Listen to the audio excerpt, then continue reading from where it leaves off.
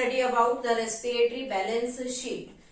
जैसा कि हमने लास्ट वीडियो में स्टडी किया था कि how the glycolytic pathway takes place, what is the link reaction between the glycolytic pathway and the Krebs cycle, and finally we have completed glycolytic pathway, Krebs cycle, oxidative phosphorylation as well as electron transport chain। तो यहाँ हम एक summary लेते हैं कि how many ATPs produced here when one glucose molecule broken down in the presence of oxygen during aerobic respiration।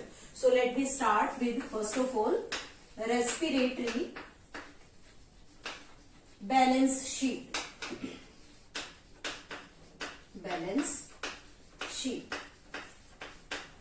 इस respiratory balance sheet में हम तीनों जो रिएक्शंस थी, ग्लाइकोलाइटिक पाथवे, लिंक रिएक्शन और क्रेब्स साइकिल, तीनों रिएक्शंस को कंसीडर करेंगे कि how many ATP is produced here, how many NADH2 as well as FADH2 produced. So first हम यहाँ ले रहे हैं glycolytic pathway, glycolysis। Second, we take the oxidative decarboxylation,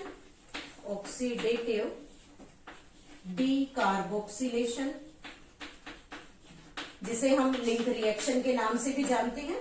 और थर्ड हम यहां लेते हैं क्रेब्स साइकिल।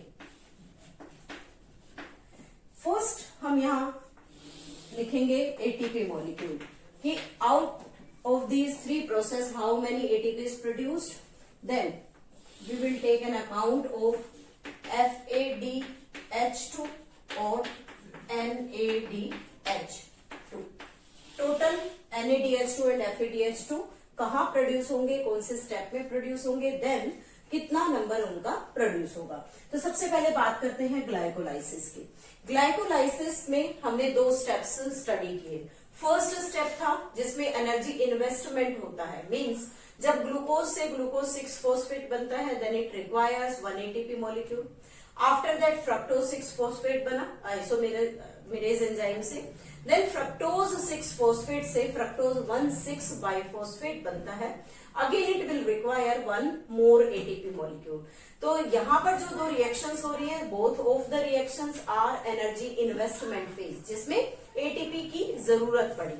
उसके बाद जो फ्रक्टोज 1,6 बाइफॉस्फेट है वो फिर से ब्रोकन डाउन होता है, दो कंपाउंड में 3 कार्बन के 2 कंपाउंड्स बनते हैं। देन जो ग्लिसरल्डिहाइड बनता है, that glyceraldehyde again will undergo further breakdown and ultimately it will give rise to the pyruvic acid। pyruvic acid की formation होगी and there will be the 2 molecule of pyruvic acid। at that time हम क्या देखते हैं कि जब 1,3 बाइफॉस्फोग्लिसरिक acid से 3 phosphoglyceric acid बनता है तब वहां पर एक ATP मॉलिक्यूल प्रोड्यूस होता है। सेकेंड थिंग, जब हम देखते हैं कि फोस्फोइनोल पायरुवेट से पायरुविक एसिड बनेगा, again will ATP molecule produced here. But जब कंसीडर की जा रही है कंप्लीट रिएक्शन, तो हमने कहा था कि dihydroxy acetone 3 phosphate plus glyceraldehyde 3 phosphate, दोनों का एक रिएक्शन हम लेकर चलते हैं पायरुविक एसिड प्रोडक्शन के लिए। तो वहां पर अल्टीमेटली हमें 2 पायरुविक एसिड्स मिलते हैं।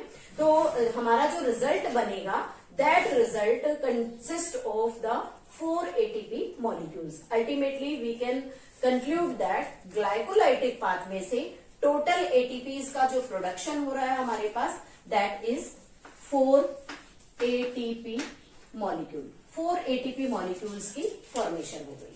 उसके बाद हम बात करते हैं NADH2। When the glyceraldehyde changes into glyceric acid, then what is the formation of NADH2? Then how many NADH2 produced here? There is the production of the 2 NADH2। Then after that, the conclusion of the reaction, that is the glycolysis। First thing हम यहाँ remember करनी है, हमें याद रखना है कि यहाँ पर टोटल 4 ATP प्रोड्यूस होते हैं और इस इवेंट में 2 ATP कंज्यूम हो जाते हैं। तो यहाँ रिजल्ट क्या निकलता है, हमारे पास 2 ATP का प्रोडक्शन होगा। उसके बाद बात करते हैं ऑक्सीडेटिव डिकार्बोक्सिलेशन की। तो ऑक्सीडेटिव डिकार्बोक्सिलेशन वो स्टेप है जहां पर पायरुविक एसिड से एसिटाइल कोएंजाइम की फॉर्मेशन होती है। कोई भी एटीपी मॉलिक्यूल वहां प्रोड्यूस नहीं होता। देन NADH2 और FADH2 में वहां हमने बात की थी 2NADH2 का प्रोडक्शन होगा when pyruvic acid changes into acetyl coenzyme.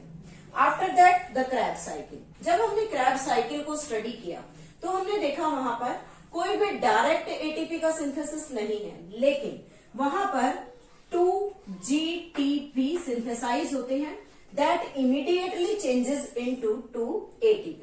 So we will consider here GTP, that is the equivalent energy to the ATP. After that, how many FADH2 and NADH2 produced here? We will remember the step where the NADH2 and FADH2 produced. First step, when isocitrate changes into alpha ketoglutarate, then 2 NADH2 produced. After that, when alpha ketoglutarate changes into succinyl coenzyme, then again 2 NADH2 produced. After that, the third step, when the malate changes into oxaloacetate, then again 2 NADH2 produced. So total we can say 6 NADH2 produced. So here 6 NADH2 produced in Krebs cycle. Then FADH2, when the succinic acid changes into the fumarate, जब succinic acid fumarate में convert होता है, then वहां पर 2 FADH2 की production होगी. This is 2 FADH2. So this is the result of the how many ATPs produced, how many NADPH2 produced and FADH2 produced in all these pathway. अब हम यहाँ पर डिस्कस करते हैं कि कैसे हम इसे एनर्जी फॉर्म में कन्वर्ट करें। तो हमने पीछे स्टडी किया था 1 NADH2 is equivalent to 3 ATP. Then we can conclude that here the 2 multiplied by 3, then there will be the 6 ATP.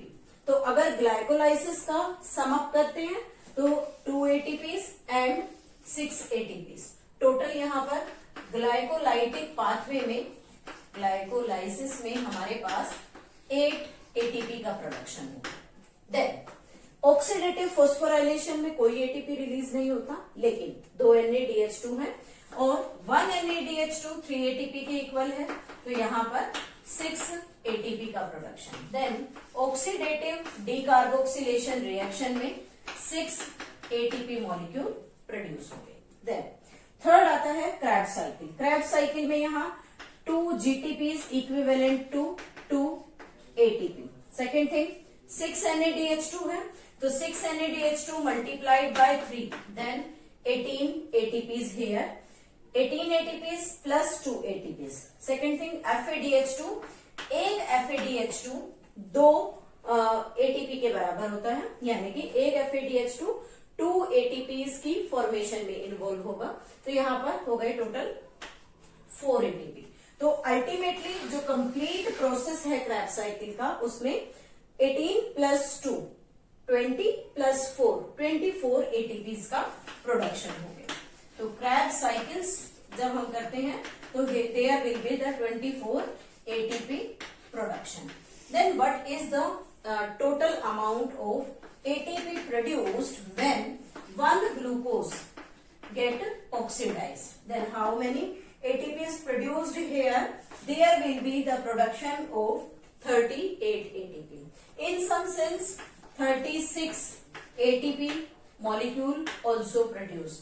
That is the difference between some different type of cell based on the shuttle system. Means if the cell having the oxaloacetate aspartate complex, then there will be the production of 38 ATPs molecule. If the shuttle system is of glycerol 3-phosphate, then there will be the production of 36 ATP molecule. So we can write here 38 ATP molecules released in heart, kidney and liver cells, and this 36 ATP molecules produced in muscles and nerve cells, or you can say all eukaryotic cells produce 36 ATP molecule. So this is the respiratory balance sheet of complete oxidation of glucose molecule.